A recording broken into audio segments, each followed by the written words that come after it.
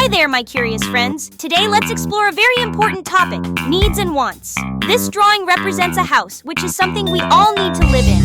And this picture here is of a toy car, which is something we might want to have for fun. Can you think of something you need to have, like food, water, or clothes? And what about something you want to have, like a new toy or a yummy treat? Needs are things that we must have to live happy and healthy lives. They include things like food to eat, water to drink, a safe place to sleep, and love from our family and friends.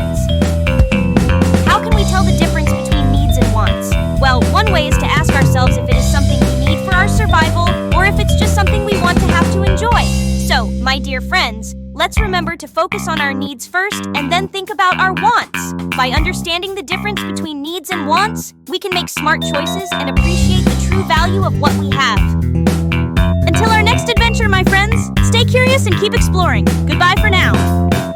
And if you enjoyed our adventure today, don't forget to like, share, or subscribe to our channel for more fun and